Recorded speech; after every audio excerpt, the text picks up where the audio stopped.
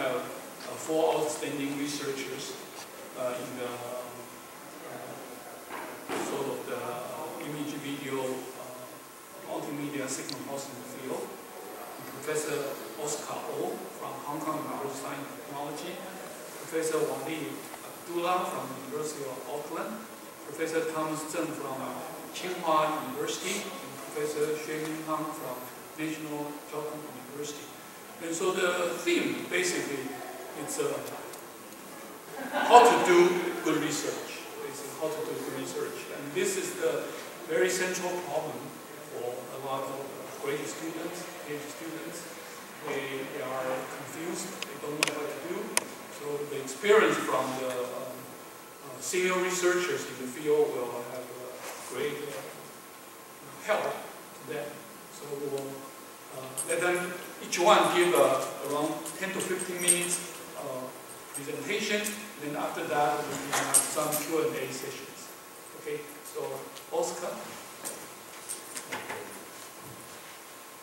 You can move this to here, to the front. Either way, you know, you you don't know the wire. The wire may give you some constraint. Yeah. And the robots have some constraint.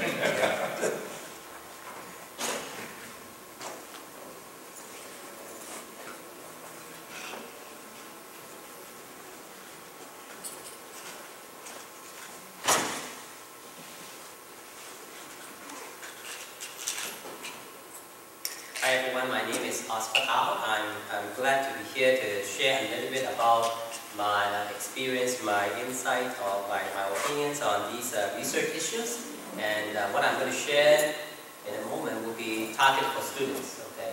In a way, what I'll be talking about is some of the speeches that I give to my students when they first arrive. Usually when students first come to my university, I usually will interview them for about half an hour. And I will give them some briefing, and this is kind of like the content of that little briefing. And I personally find that briefing pretty useful. From my guess, from my experience, I think students do not necessarily have these small little insights. So it is, I think, good for you, good for them to know about these things. And I hope this will be good for our audience, our friends here in CPA. Okay, so I'll be talking about some research issues.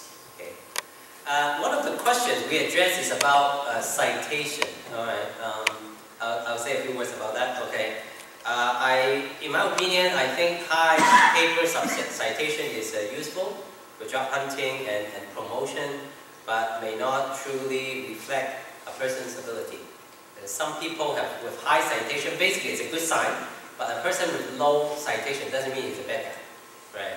For example, if you work on some uncommon topics, you probably are not going to attract a lot of citation. And I don't think a low citation necessarily means you're bad. I don't think so.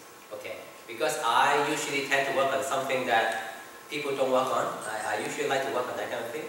I don't think I do a bad job. Okay. But on the other hand, probably I'm not going to get too much citation out of that. So I think citation is a good thing, but on the other hand, a low citation doesn't mean it's a bad thing. Okay. But indeed, when people look for people, you know, when you go for promotions and so on, then it is better to have higher paper citation. It's kind of useful. I do a little bit of search on Wikipedia and so on, okay, and I realized that there is something called H-index, and the definition of H-index is, now the H-index is equal to N if we have N papers with citation bigger than or equal to N. Okay, I checked my index is not very good actually. But anyway, my index is about 20-something. So I have about 20-something papers with citation bigger than 20-something. Right. It turns out that it is not difficult to have a citation of 1. You cite yourself, you get 1. You cite yourself 2 times, you get 2. Right. But on the other hand, to get a citation of 10, 20, sometimes it's actually not that easy. Okay. So anyway, so citation index is a measure of how many people cite your paper. And if there are a lot of people in your labs, and they decide to cite your paper, or they try to cross-cite each other, okay, it is a little bit easier to have bigger citation. Okay. It depends. All right. So anyhow, there are things that you can do to build up your citation. Okay.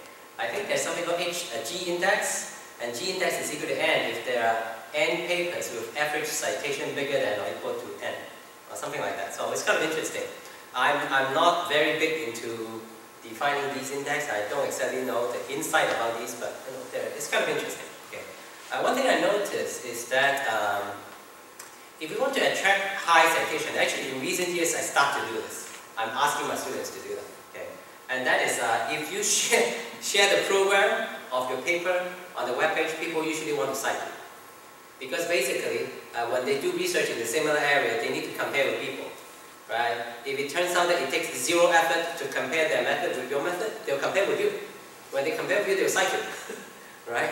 Or if it takes 2 months work to implement your method in order to compare with their method, then probably they don't want to cite you. It's too trouble. Right? So I find that if you're willing to share your program on your web page, usually you would be able to attract a little bit higher citation. And also, if you have some initial papers on some common topics with easy to beat results, usually people want to cite you because they can beat you.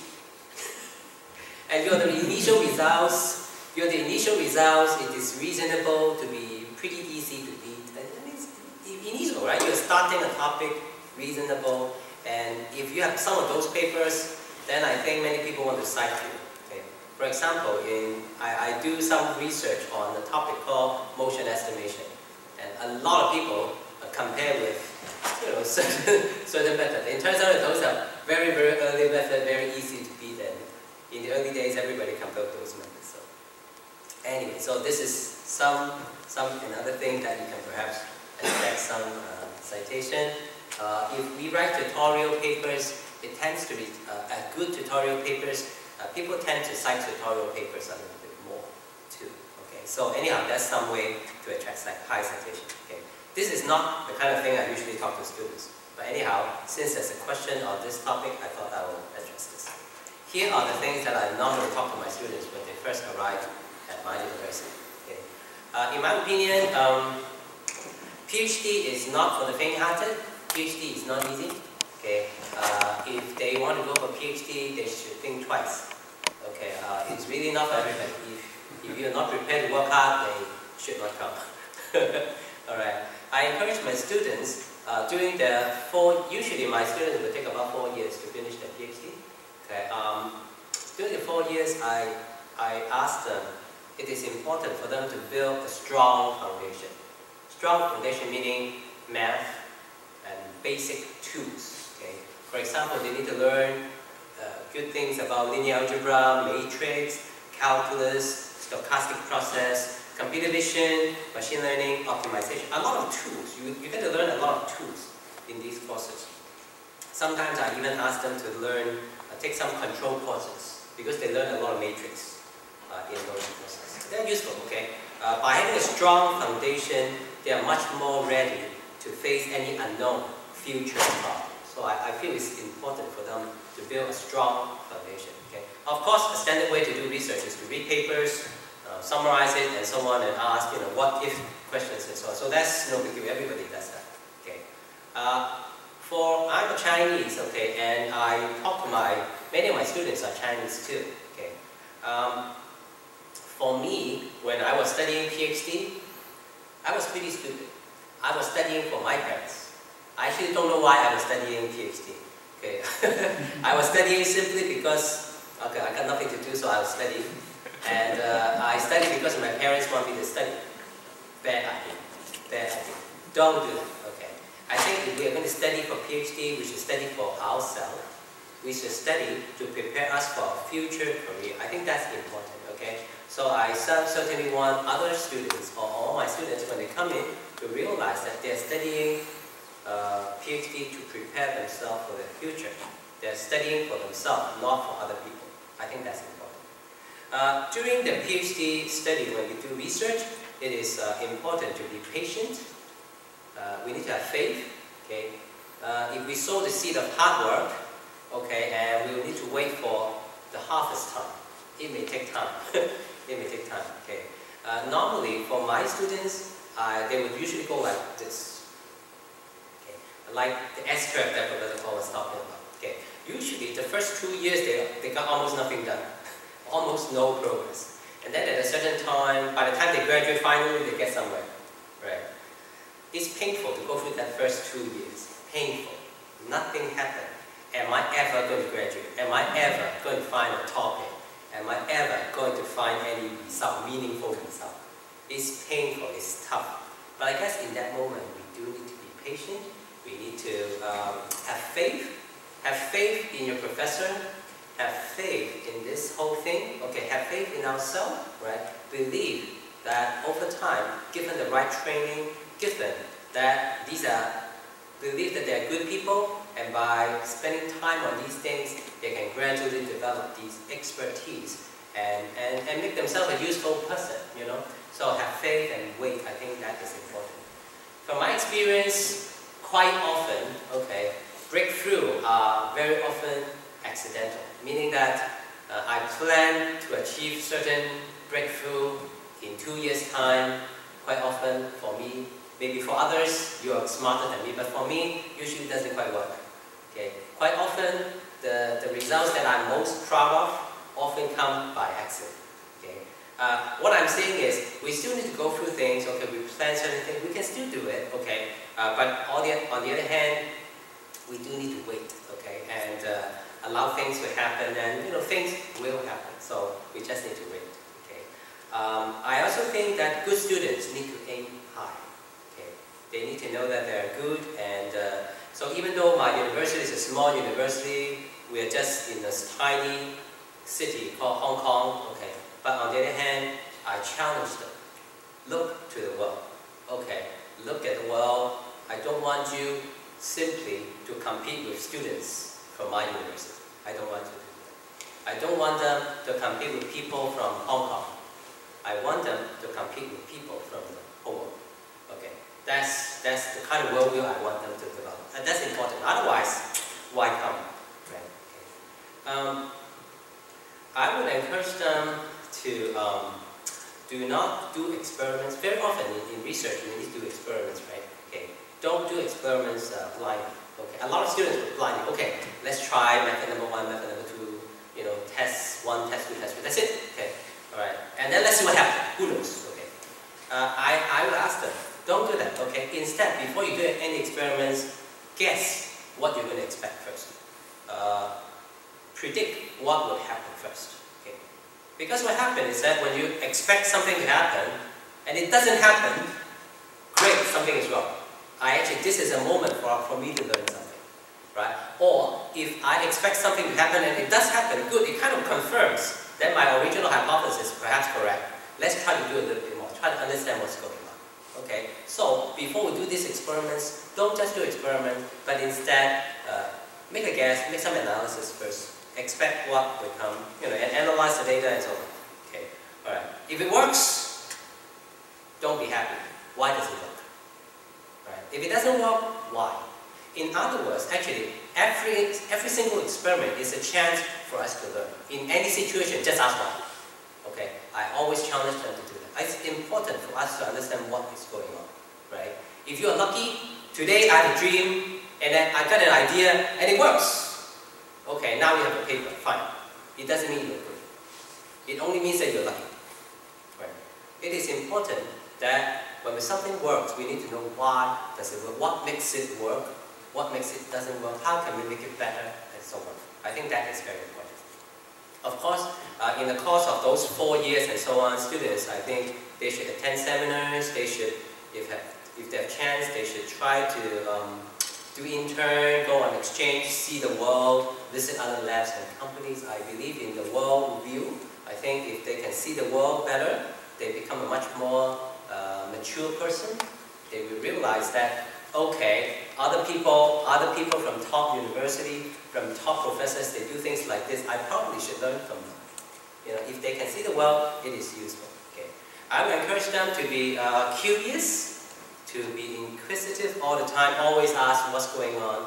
I think it is actually quite important that they should always be, we should always be in the learning mode. Okay, I do something called motion estimation myself. Okay, it doesn't mean that I should stop learning about motion estimation. Okay, I know quite a bit about that topic, right? But on the other hand, for me, if I should constantly be learning, then I think the students should constantly be learning also. So I think it's important for them to be constantly, always be learning in that learning mode. In that way, when they listen to seminars and so on, they won't feel bored. Alright, even if you're talking about something totally different, if I'm willing to learn, I probably can learn something from any talk. Right? So I think that's useful. Alright, and it's always good to be willing to do things, right, to help other students. You never know, when you're helping other students, helping other people, you are learning, you're helping yourself as well. So I think that is important. Some other things that I will challenge my students, and on the very first day I will ask them, what do you plan to do 4 years later? Yes, today you are starting your PhD, but what do you plan to do 4 years later? Okay? Academia? Do you want to be a professor? Or do you want to work in the industry? You know, that is an important topic. But more importantly, actually, if you think about that, then the next question is, if you go into the industry or when you go to academia, what would your future boss look for? What kind of quality do they look for? If you know what they are looking for, then of course, what you should do in the next 4 years is to prepare yourself for that. You know, if they look for people who are long, who are fat, who are whatever, then train yourself to be long and fat and whatever, right? Okay. Well, of course, when you look for a job, it's always good to have good grades, to have good publication record. That's a given, okay? Because having good grades, good publication record probably give you a chance to be interviewed. But in an interview situation, then being good on the paper is no longer good enough because they are looking at you anyway. No, okay. All the people they interview are good people, right? And so as a result, okay, when during interview time, they will be asking, gee, are you good? Why should I hire you? Okay, are you really good? Okay. I remember most of the people, when I ask them this kind of question, they will tell me, I have a 95 in this course, I have a 92 in that course, I have an A or A plus in this course and that, okay. And to me, that is a bad answer. If I'm asking you, are you good? It's a very simple question, and the answer I expect, I interview a lot of students, you see. The answer I expect is a simple, yes, I am good. Because if you tell me you are not good, I will believe you. And if you're not good, you may as well go home, don't waste my time. Isn't it, right? So your answer has to be good. But on the other hand, I'm not asking students to be a perfect actor, right? To pretend that I'm good. But rather, I'm exactly saying, hey, 4 years later, people is going to ask me this question. I think we have 4 years' time to prove to ourselves. We need to convince ourselves that we are good. And I think that's very important, okay? If we are convinced that we are good, somehow something will show. That confidence in yourself, something is going to show. And I think that is very important. For me, I don't know about you, but for me, I remember that there's something I challenged myself. When I went to Princeton for my graduate school, and one thing I challenged myself. So the way to prove myself that I'm good is basically to challenge yourself to something difficult. If it is easy, everybody can do. You should try something difficult. And for me, what I did is actually I challenged myself to swim. To a lot of people, swimming is easy, but for me, swimming is not easy. It was very tough. I keep having problems. I keep drinking water. That breathing thing is very difficult for me. But anyway, I do not give up. I hang in there. I try to overcome the problem. I persevere. And I think that is important. I prove to myself in a way that I'm tough. I am willing to handle, I'm willing to face difficulty, and I'm determined to overcome it. And I did. Okay. At the end, I'm not a good swimmer. I'm never a good swimmer. But I managed to learn how to swim, so it's not bad. I think I will probably not drown in a swimming pool. In the sea, I don't know. but I think we do need to somehow find some way to convince ourselves. For me, it's going to be swimming. For you, it may be something else. I don't know what that will be. So I think that will be something that will challenge my students to do. Of course, when we do research and so on, our future boss will look for people with insight, not just good publication record. Okay, you have a good paper. Do you really know what the paper is about? Why is your paper good? Why is your paper bad? And so on. For example, when I write papers with my students, quite often my students have good results, but actually when I write it out, oh, it looks so bad, man. Okay, you have good results, but they can easily waste it. They don't know how good is good. Okay, of course, when we have good results, we should not overclaim. That's not right. But on the other hand, we should not underclaim also. Come on, you're good. Come on, don't say this. Right? You should claim the right amount. And do we really know where we are? What is the value of things? And I think that's important. That's insight. And students need to have that. Analytical skill, hands-on is useful. I love to have students who are passionate. Okay? The perfect student I look for would be a student whose eyes are on fire. His eyes are on fire. Wow, this kind of student, you cannot even stop him. Okay? This guy keeps wanting to go forward and go forward. You cannot even stop him from doing research. I would love to have this kind of student. Passionate student, very useful. The students should learn to persevere, be flexible, be responsible. Okay? If they have some leadership skill, great. Okay?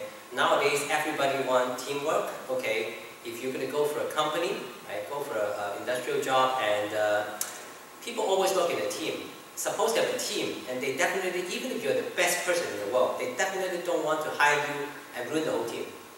That doesn't make sense at all, right? Teamwork is important. Being able to work in a team is important. And so students need to learn to work with other people. International. By this, what I mean is they need to know, they need to be able to work with people from all walks of the world. Okay, need to work with people whose skin is white, black, yellow, red, any color, right? Or people with high social standing, low social standing, different people, simply different people, male, female, whatever. Okay, I feel that it is important for them to be able to work with any people, right? Because indeed, in your future working environment, you don't choose the people next to you. Your boss chooses. Okay, whoever the boss prepared for you, you have to work with them. So be ready to work with other people. Be ready to accept other people. That's important. And okay, I think I probably should come with this. Okay, all right. Being good English is always useful, both oral and written. Presentation skill is also very important.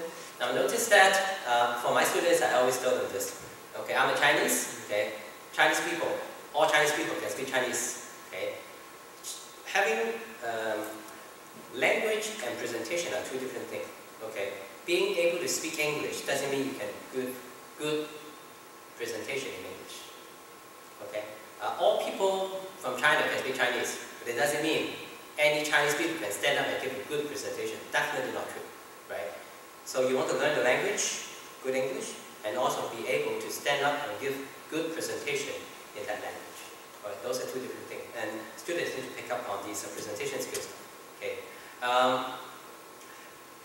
Okay, one more page. Okay. I feel that many people can do ad hoc research, so that is a lot of conference papers are done like that. Okay, but not everybody can do theoretical analysis. I will challenge my students, yes, to build up those mathematical foundation stuff and analyze the problems, build in and look into the insight of different problems, be able to understand what is going on. Okay. Well, it depends. If we are lucky, when we analyze a problem, we can find a solution. Sometimes we cannot find it. If we cannot find it, then look for another problem that you can do this, right? But I would challenge my students to do theoretical analysis on many problems, because one thing is, if you can do analysis successfully, it is easier to publish journal papers, so that's good, okay? And yeah, so it's important to do theoretical analysis, okay? Some people would choose to publish a lot of journals, but perhaps a not so good journal. I would prefer my students to publish in good conferences and good journals only. I would try to avoid the not so good ones. I think that would be better. Okay. If you choose to publish in the not so good journals, you can have a bit more journals, a lot of them. But on the other hand, if we on our resume we have a lot of journals, but all are not very good, that basically tell people something about you. You are exactly a lot of bad journal papers, right? That is this person, and that's not a very good label. I would rather that we have fewer journal papers, but they are good journal papers, and I think that is a much better label, much better representation of you being a good researcher. Okay. And so anyway, when students come to FCPAR and go to other conferences, okay, I think I encourage them to meet famous researchers and other students and so on. I think it is useful when you read people's paper and you can match the name with the face and get to see how they talk, how they act, how they interact with each other. I think it's good for them. It's good for them, and see how these famous people interact with each other, how they behave. Maybe in the future my students can learn like that too. I think it's useful. From my experience, it is also useful for the students to start building the network when they attend conferences. Okay, when I was a student, I tried to talk to the big shots, and big shots don't want to talk to me because I'm nobody. I'm just a student. Okay, and in those situations, then basically, yes, you want to know who they are, but you probably don't have a lot of chance to talk to them. So fine, talk to other students. I'm a student. The others are students. Yeah, we can talk to each other. And actually, one day, hopefully, I will be successful. When I'm successful, the person next to me also will be successful as well. Among them, definitely some of them will be successful. So it is good to start your network today, right? So whether you talk to other professors or talk to other students, it is just good always to be friendly, to make friends, start connecting to the world. I think this is useful. So I think with that, I conclude my share. Thanks so much. I think probably we don't need the questions right now. We will have questions we can always do afterwards. So Ali. So everyone's video, I think the key really in the video, will go into very few people here. So the video will go really broad, to a very broad audience. So I think that's really the value.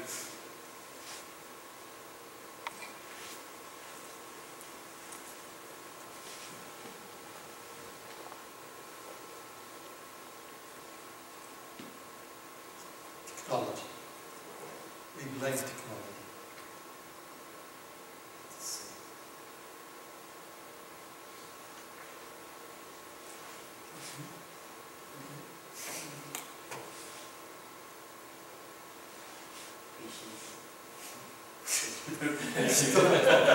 Yes, coming. Yes.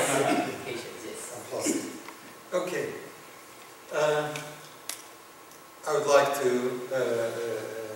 thank Oscar for covering the main issues in research. Actually, a lot of students ask about these things, so he made my job easier. So you will hear just one slide here, trying to touch some of the issues that a lot of the students are sometimes even afraid of asking these questions. So the first thing that some students might come with very good results, very good, and they think, well, I'm done. After 2 or 3 years, I'm done. I've done something nobody has done. Where do I put it? So they start to think about cars, luxury cars, homes, wife, something like that. So I need to patent this. I don't want to go to publish it in a journal paper. What do I get from it? But this, if I patent it, I might be very rich in a very short time. Well, this conception is totally wrong. It might happen.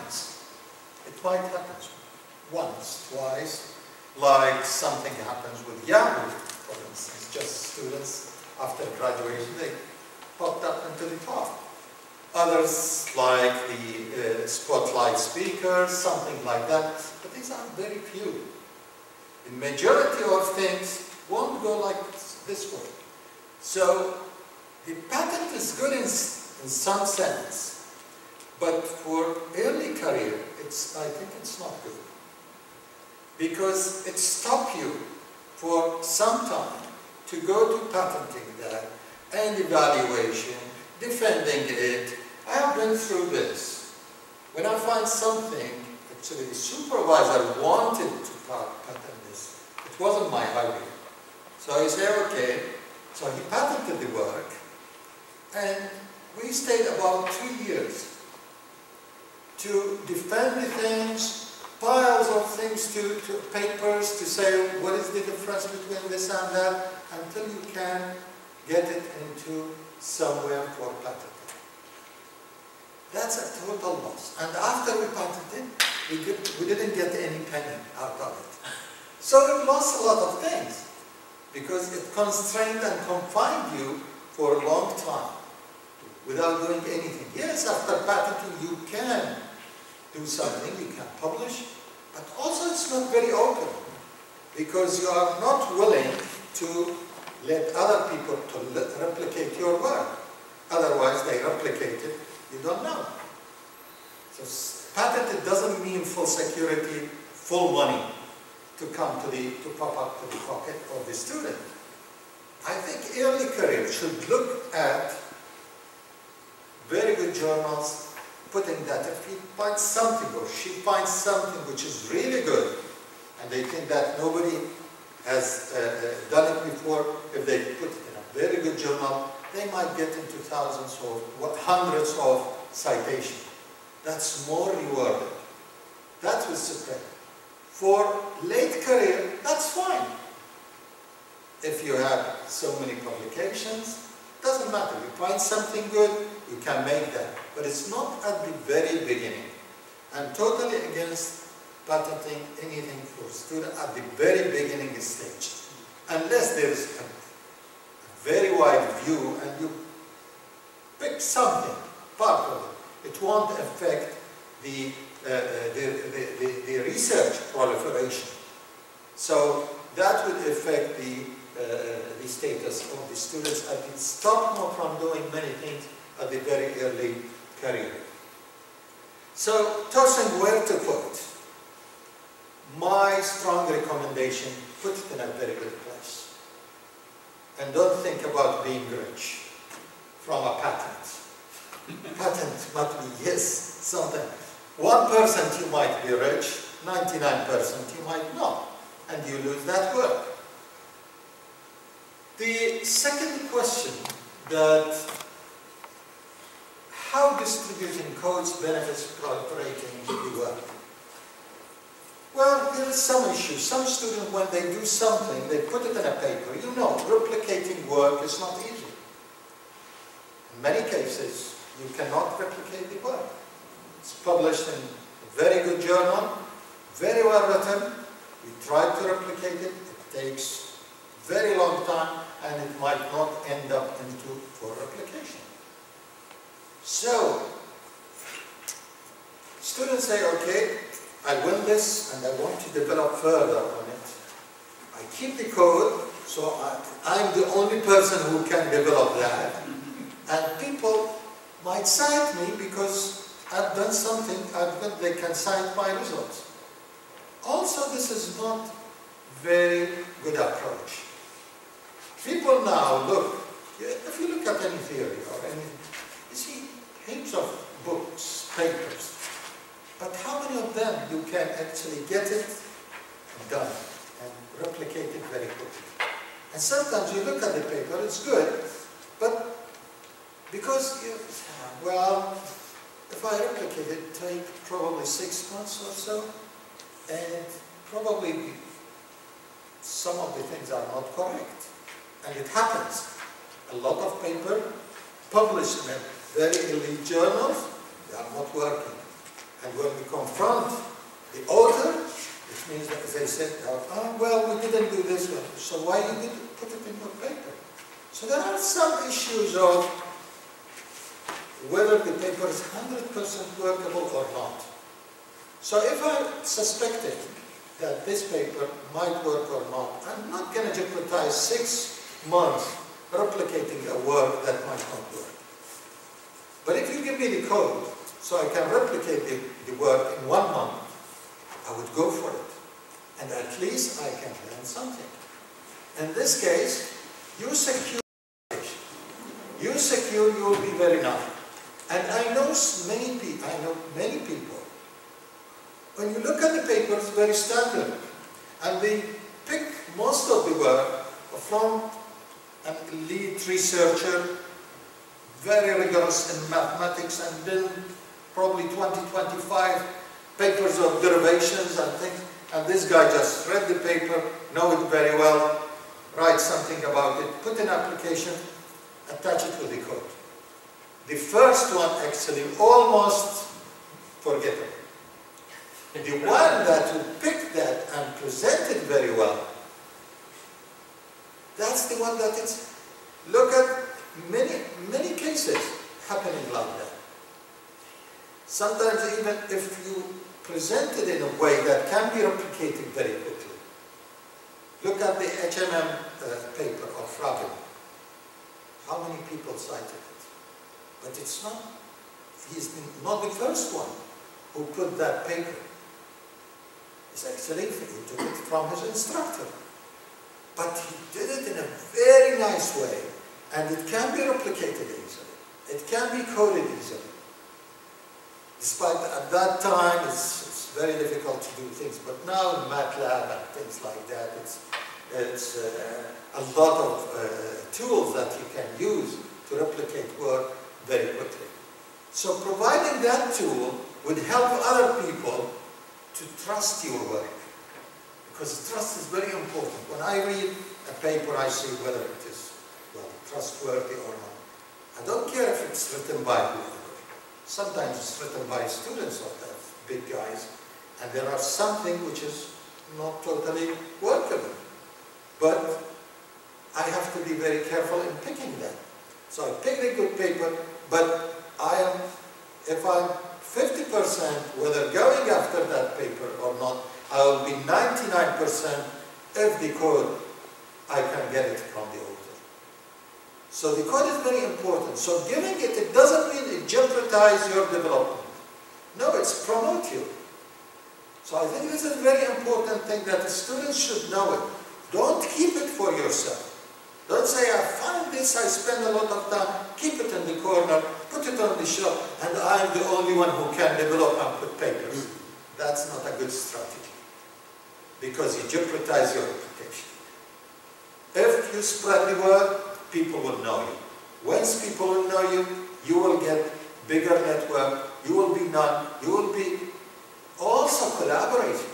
That would open a window of collaboration. People will reach you and say, can you come and develop something on this code? And it happens with many people. So it opens doors of collaboration. It spreads the words about your work. It increases your status. So it's not a good strategy to say, I write this, I keep it for myself. The other one, does publication reject always mean bad work? And this is sometimes, I've seen my students sometimes even when they get a rejected paper, they are so ashamed of that. And they said, even they don't tell me about it. Until I said one day, oh, what happens to that publication? Oh, it gets like this, his face. Say, sorry, I was rejected. Do you think your professor haven't been through this? Who hasn't got a rejection? This is normal practice. You learn through rejections. And rejection doesn't mean bad. Why is it? Ask yourself, why it is rejected? Several reasons. Either, doesn't mean always that this is bad work. No. Either it's not well presented. So in this case, as Oscar mentioned, you have to rewrite it in a better way. So you have to clarify things. Other issues of why it is rejected. Probably the reviewer is wrong, and it happens. Sometimes they said this equation is wrong, but actually he didn't understand that this equation is right. So we derive it, and next time what we do, we just put a few equations to prove that. We don't, because you know, you cannot put all the equations together. Okay? Because it's very long. So you need to skip something. And you come back to yourself, okay, I think I have to add a couple of equations to prove that this equation is right. Because people might, even very good people, they might slip something here. So it would help you to clarify your work. Does your publication, when it's rejected, always mean bad? No. People might think that, okay, my paper was rejected because it's not complete. It's not starting, it's well written, but it's not complete. So, in this case, you say, okay, I need to do a further experimentation to make it complete. I probably need to do further referencing. And sometimes, well, it happens, and not with all people, but sometimes you feel that the reviewer gets upset because you do not refer to his work. And that's happening. And sometimes they frankly ask you, put these references in your paper, and you know who is the reviewer. Not that. Because they mentioned a couple of references, the same one.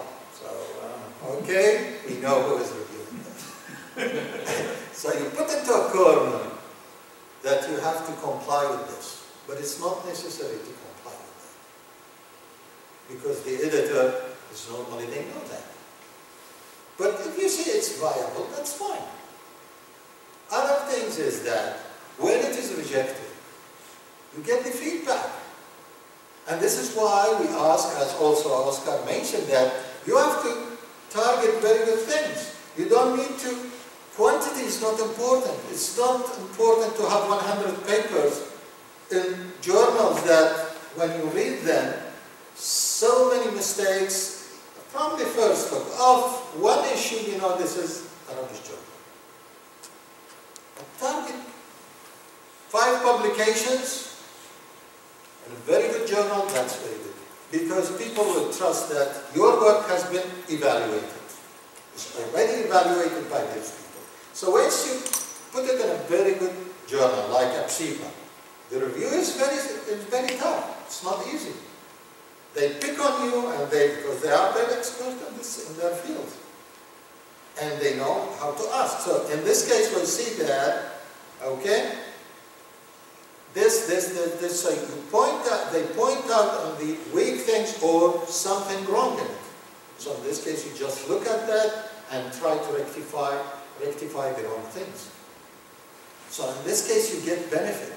You improve, the student would improve himself or herself for a better paper. So you get benefit. You get the feedback is very precious. And also, once you get, as a student, when you develop that, if you have 3 very good papers in very good places, the thesis will go smoothly. It won't be questioned. Why? Because the reviewer, the examiner, would say, well, this work has already been reviewed by those journals. So they just read it quickly, give very quick things. But if I look at the thesis, no publication, or journals, I haven't heard about them, or conferences, I don't know where, in the moon or in the star or somewhere. So in this case, I start to suspect. So in this case, I have to scrutinize the work.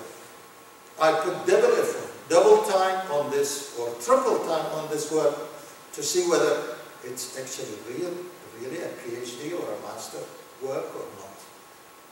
But if I see, as an examiner, those have been published there, just very quickly, it doesn't take from me a few days and I pass it, because other people have already been evaluated this. So this is some of the issues that I want to add. Hopefully they are important to students. And they should always think that their supervisors are not fountain of knowledge. They are not perfect. They have been through all what they have been suffering. And we are making them suffering in the same way that we have been suffering. To make them robust. the end, I would like to thank you, and hopefully I shared some of my thoughts with you. Thank you so much, Maureen and Thomas.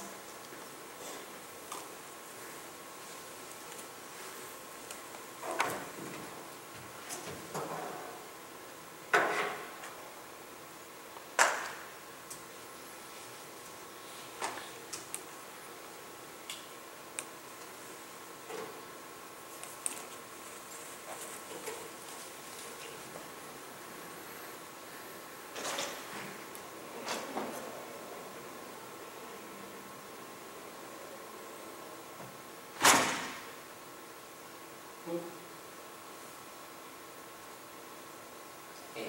Okay. It's okay.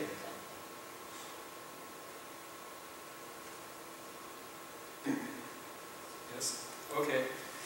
Good morning, everybody. Oscar and Wally just have make many good points for students on how to do good research. Actually, I would also like to say something on those research-related issues. But I think it will be a little bit different from what we have told already. The topic will have the 4 parts. What is the criterion to choose a research topic, and how to balance theoretical findings and technical solutions. How to determine if a method is expected according to the experimental results. And also something about the publication, patent, and standardization. I'm from China, and I'm working in a Center for Speech and Language Processing. In China, there are something special. Even in how to do the research, maybe quite different from in other countries or in other labs. Why? Because you can see that we have several funding sources from government and from industry, but actually mainly from industry. For example, in my center, only 20% from the government. That means that about 80% from the industry. So if you have so large amount of funding from industry, you have to finish the task that it wants you to do. Yeah, how to finish a task is very difficult. No, what they want is not innovation. They want a system to be stable, to be low cost. Yeah, and that is what we want. But for students, if they want to get credit, this is not enough. They just finish some task, some project. He cannot publish paper. He cannot make many good innovation points in their thesis, so that their paper maybe they cannot get a degree finally. So that's a very big problem. So that is why I raise this question here: how to choose a research topic. I think there is a big gap between the research requirements and also the industry environment requirements. There is a very big gap, but actually we can find a bridge. You need to find something that connect these two sides together. So that is why I said that we should find some fundamental problems behind all these projects. And also you have to meet the needs from the product. So in that case, research topic should come from all these projects. So that is what I said.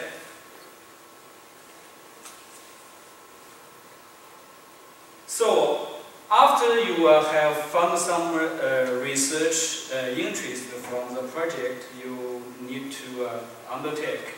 And the first thing you need to do is to read as many papers as possible. You should look what others how the other people solve this problem. Is it suitable for finding some approaches to your problem behind the project? So this is very important. I can see some students, they just spend a lot of time to finish a project and then find a topic and do it themselves. There is a saying in China that is 闭门造车. That means that doing things without looking at others. So this is not so good.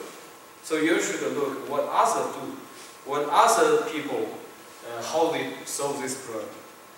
And I think another point is that you should not only look at other people in the same field, the same as your field, but also you can look some people in other fields. For example, I'm doing speech processing. I encourage the students.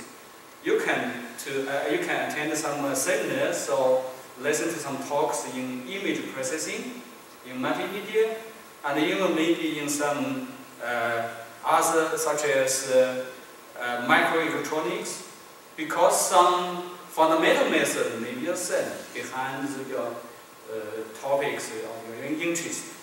So, but some students are not interested in it. They said, I just focus on my interest. I just focus on my topic.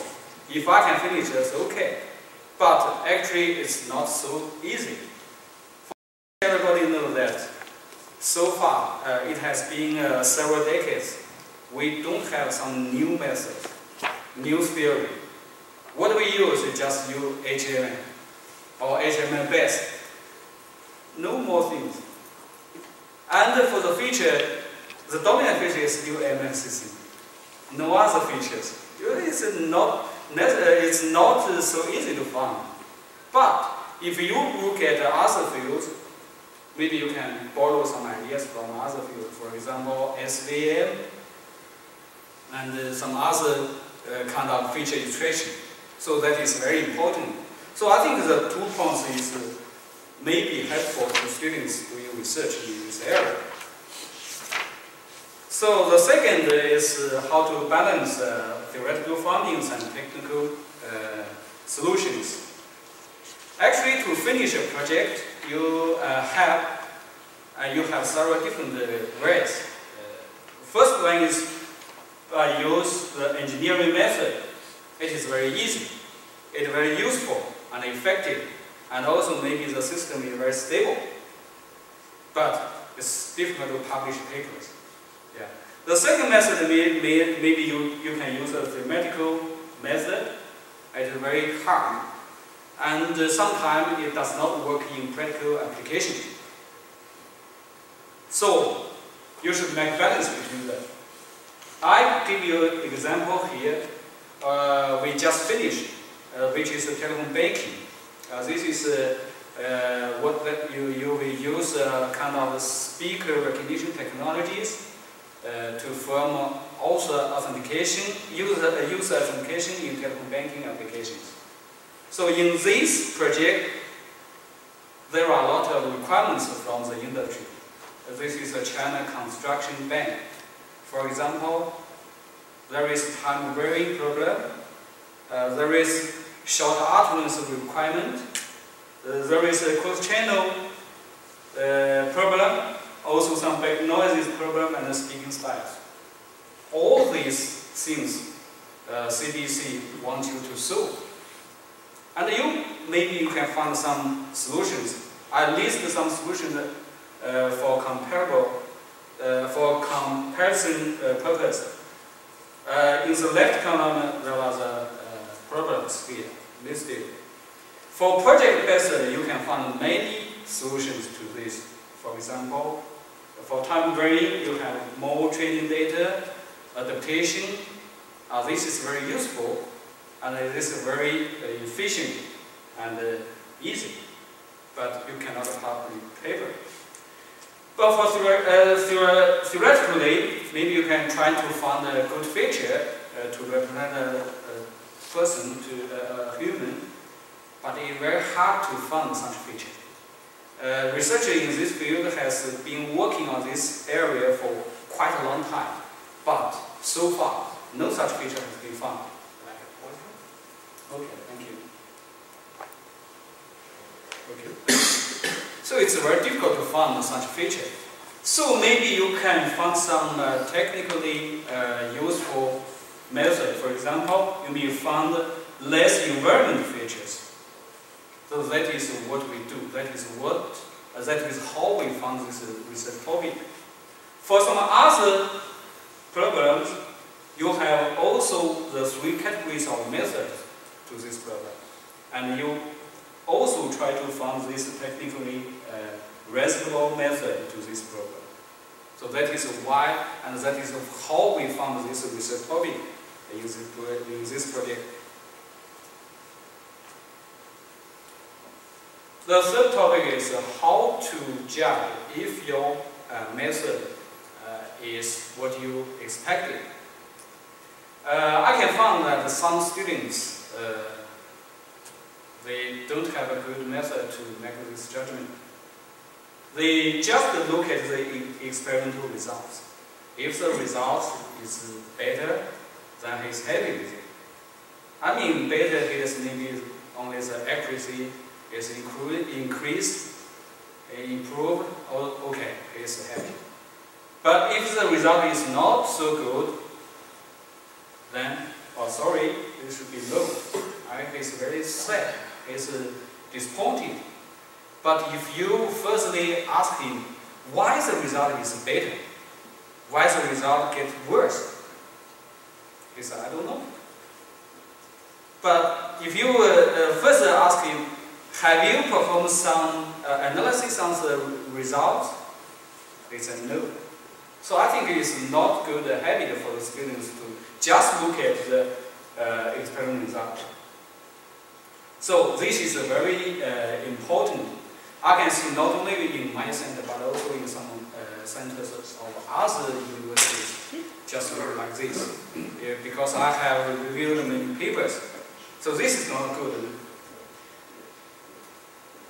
Now, how to determine if a proposed method is as effective or not? I think you should find a suitable criteria. This is very necessary. This criteria should be actually related to the research goal of the project. For example, I here also give you an example for the time-varying speaker recognition problem. So you can see that this curve is the equivariate curve. If you training and the testing is of the same session, the equivariate is quite low. It's very good. But if the time gap between the two sessions, I mean the training and the test session, is getting larger and larger, and you can see the equivariate is going higher and higher. It's quite bad. So what is the criterion to judge if your method is good? Just reduce the equivariate. If the equivariate is correctly reduced, is this good? Maybe good, maybe not. So we can look at the results here. So this is a baseline system. You can see the equivariate if there is no time gap between the training and the testing data. So we can see this is quite high. And this is a proposed method, and it's getting lower and lower. And in terms of the average equivariate for the testing sessions, it also gets better and better. But if this is good, so the students who was doing this experiment, when I ask her, is this good? She has no idea. Maybe good, maybe not good. So how to see, how to find if this is good? So I discussed with her that maybe you should try to find a criteria to see if it is good. So we look at the equivariant standard deviation.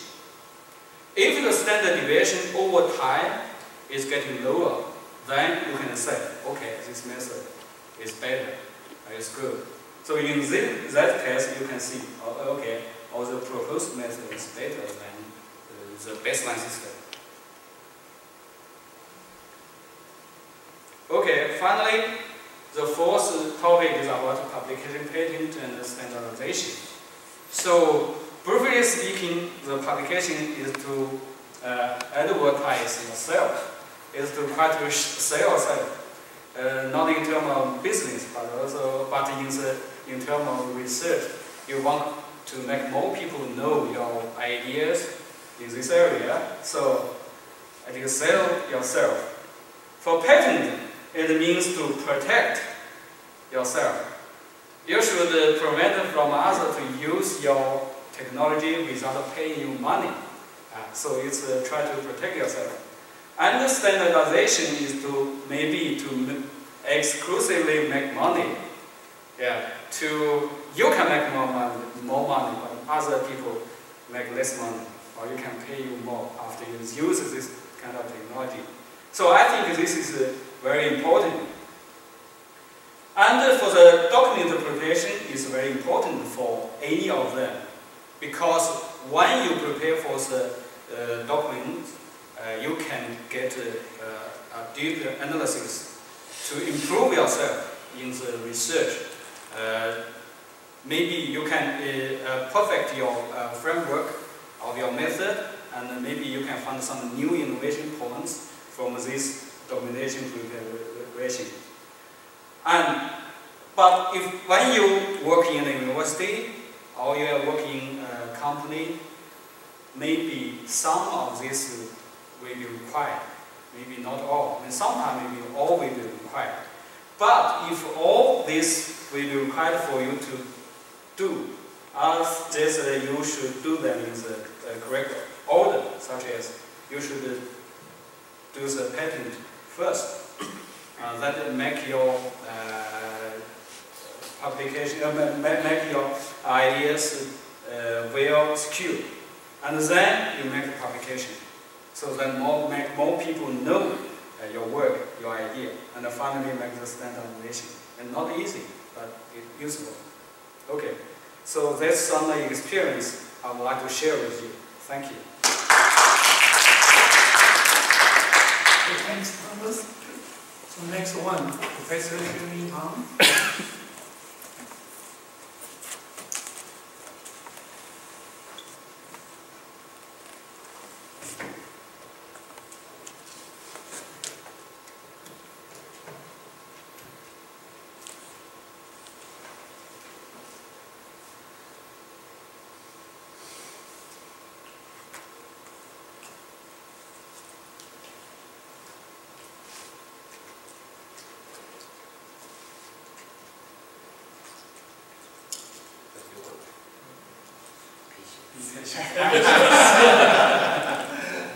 Okay, well, it doesn't seem to work.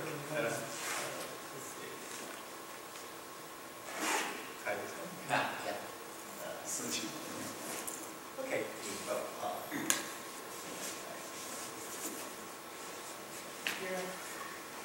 Okay, good morning, everyone. I'm the last one in this panel discussion, which makes my talk easier and also more difficult. Because there are quite a few people have talked before me and they have covered topics I like to cover. I put down those items about a month or 2 months ago when I was asked to join this panel discussion. Also, it's more difficult because if I'm going to say something different, they already said quite a few things, but in any case, I may explain or describe the same thing from different perspectives. Okay, the first thing is big target versus small improvement. Originally, I thought the audience could include both young investigators, young professors, and students as well.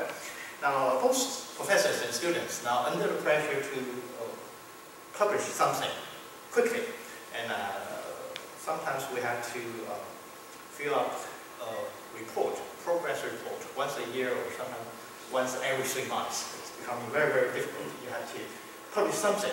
Now, if you are looking at something more challenging, big problems, that may take too much time to do.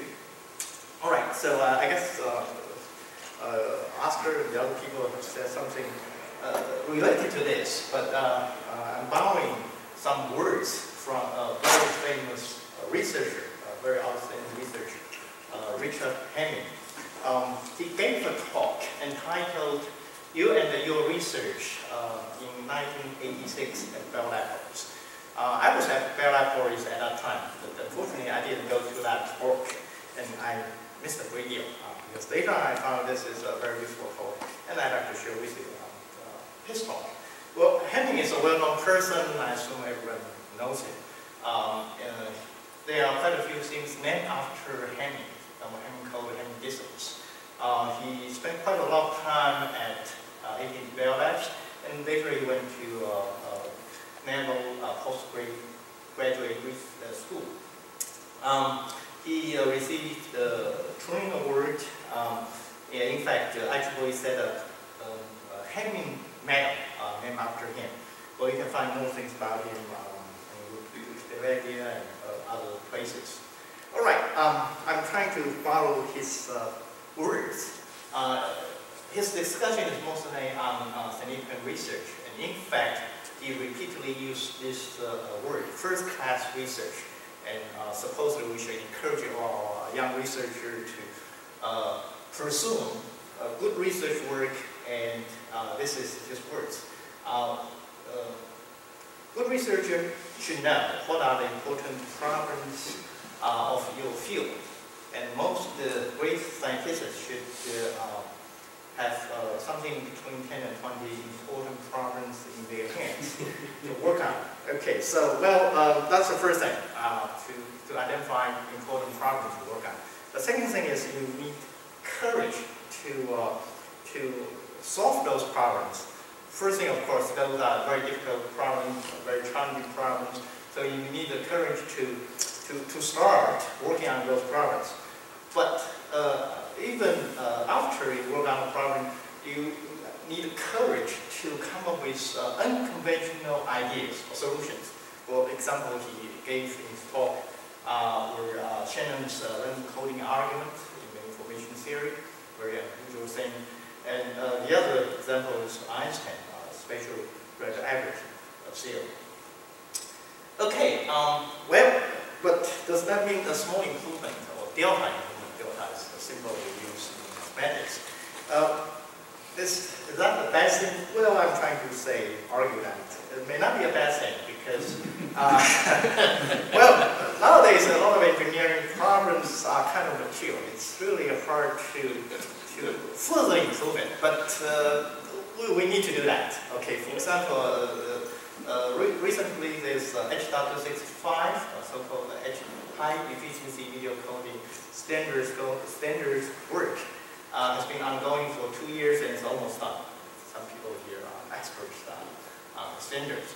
So, well, AIM is trying to get further improvement, 50% bitrate reduction over the H.264. Well, after the standard started about 2 years ago, nearly every proposal, and Oscar is a witness on that, can only provide about 1% or 2% improvement. Okay, you say, well, that's a very little thing. However, if you collect 30 or 40 of those little improvements, you can come up with something like 40–50% overall improvement. Well, for people who are familiar with video coding, you look at the structure here, it's very similar to H.264, even MPEG-2. However, nowadays they put in a lot of additional tools. Every module here is added, loaded with many additional tools. As I said, to my knowledge, every one of them give you 2% of, even less than 2% of improvement. So every box has those nice little tools, and altogether, indeed, they give you more than 30–40% improvement. So maybe the conclusion is that for engineers, it may not be a bad thing to work on delta improvements, and sometimes we need them. However, of course, we still encourage our researchers, young fellows, to pursue difficult or more challenging fundamental research problems. Well, in fact, Hemming's talk was rather long, so I would encourage young fellow students to read his article, his talk. I don't think there was a picture recording of his talk, but there's a text, there's an article of his talk.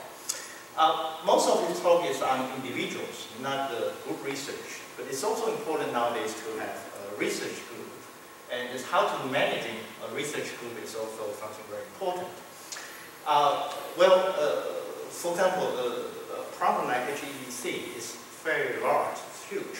So you need a team to work on that problem. It's not just one person can solve that kind of problem. So nowadays, if you look at paper publication, some papers have a number of co-authors. Of course, this is extreme. A paper with 115 authors. Well, that paper was published by a group of people at IBM. Paper was published in 2002. Well, the topic was a supercomputer, so it's not a surprise that that many people work on a computer.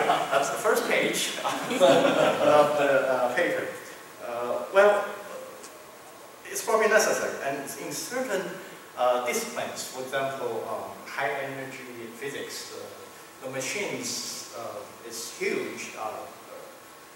Tigers or cyclotron, they need 100 people to operate. So usually, very often, their papers have more than 100 authors.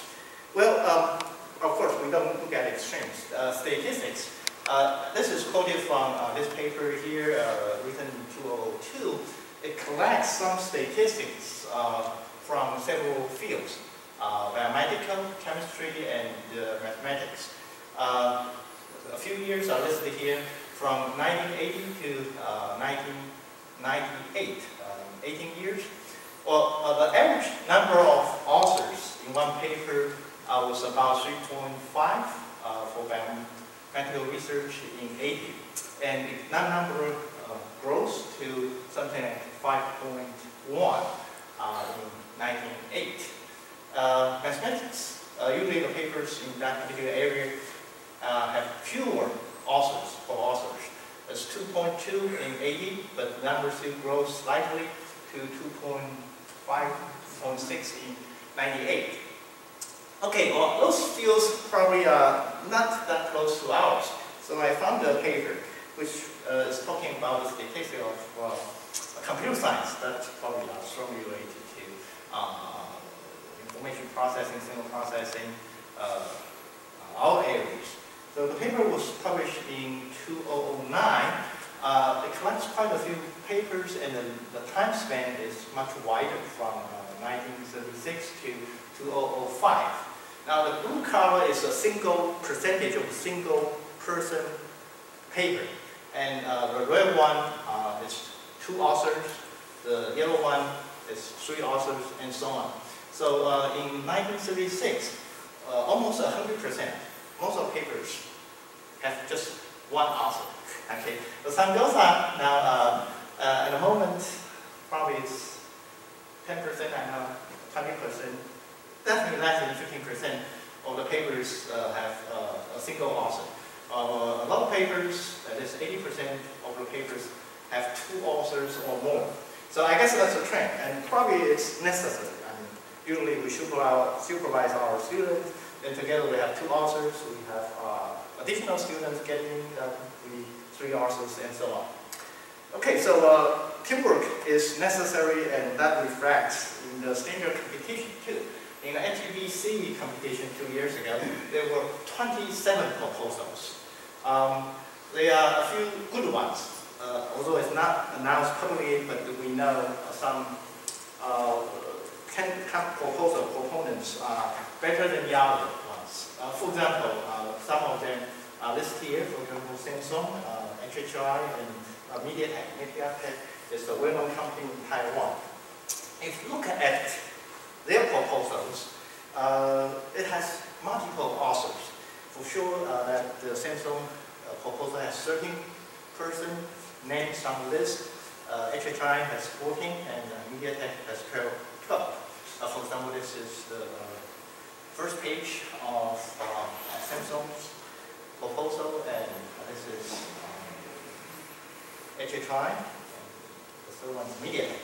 And it's not a surprise. I mean, we just mentioned the HVDC system is huge, or huge in the sense that you need to put a lot of tools into it in order to improve its performance over the existing H.64.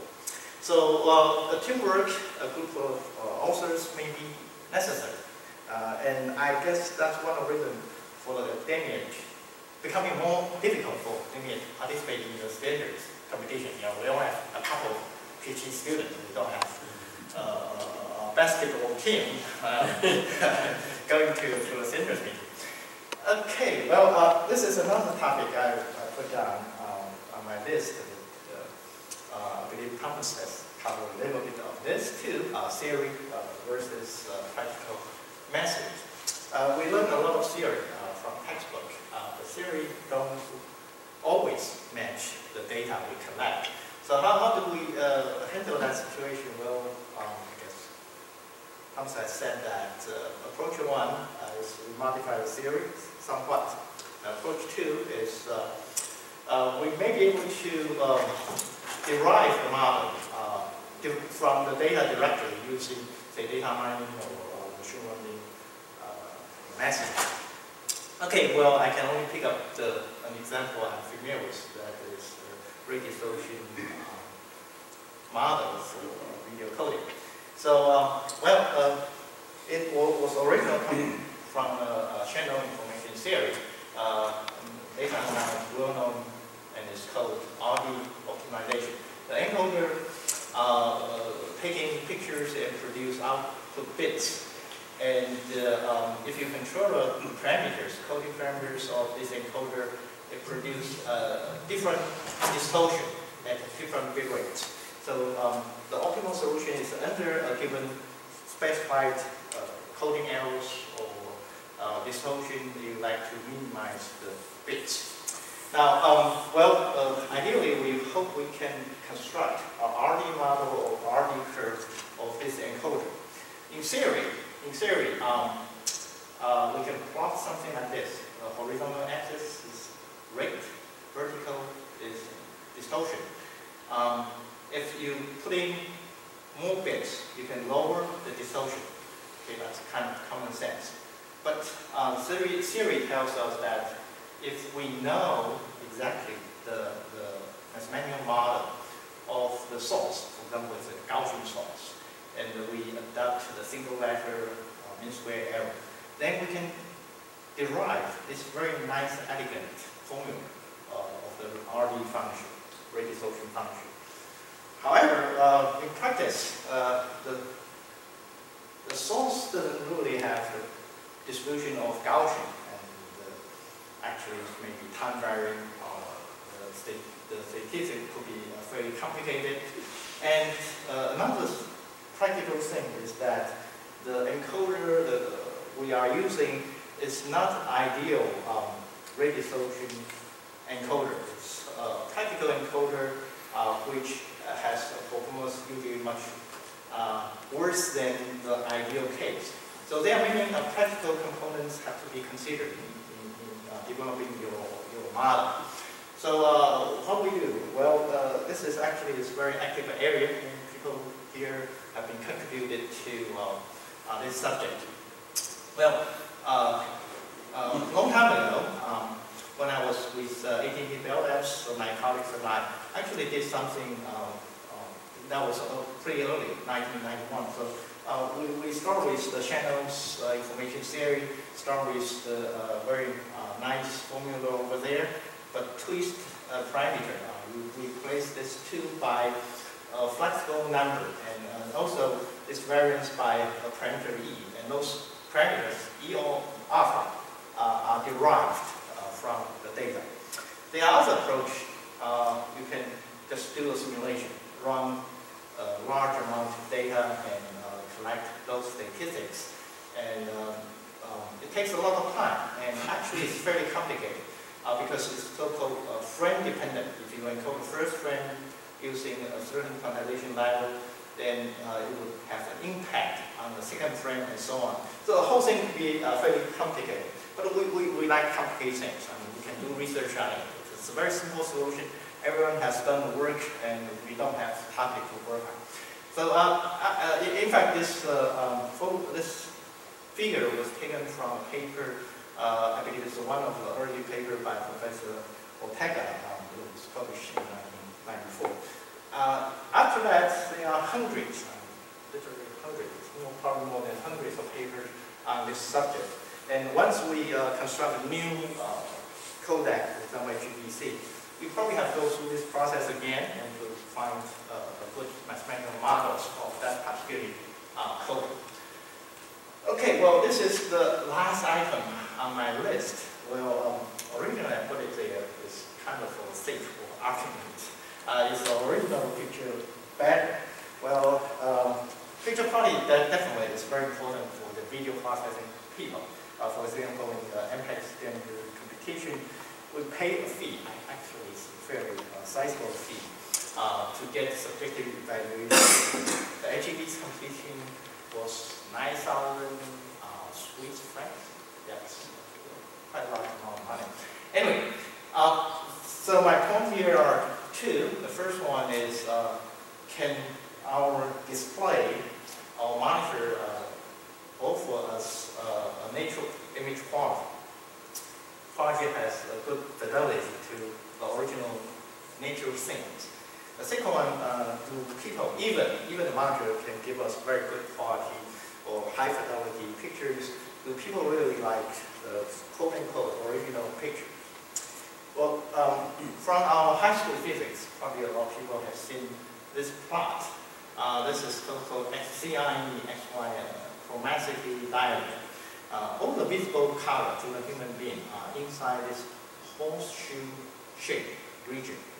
For example, this is white, skin color is probably somewhere there, it's blue sky, green grass.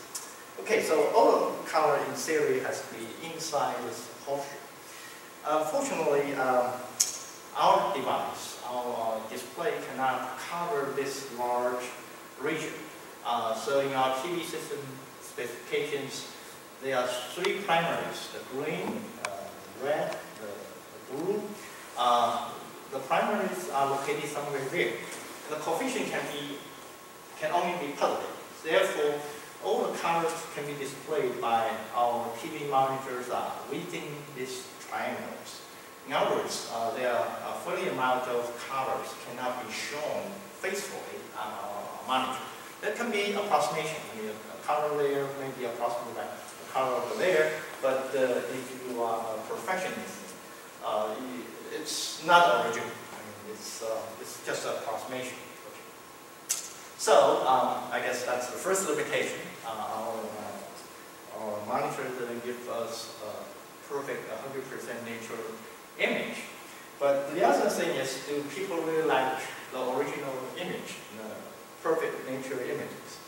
Well, it was 1984 when I first joined 18-bit Bell Labs. And my department was dealing with videos, called visual communication department. So my colleagues showed me the laboratories in the department. And there were quite a few monitors. They were all CRT monitors at that time. Okay, he turned on two monitors, and one of them is a well-known consumer brand name. The second one is no name. Well, that's a brand name, but I couldn't remember.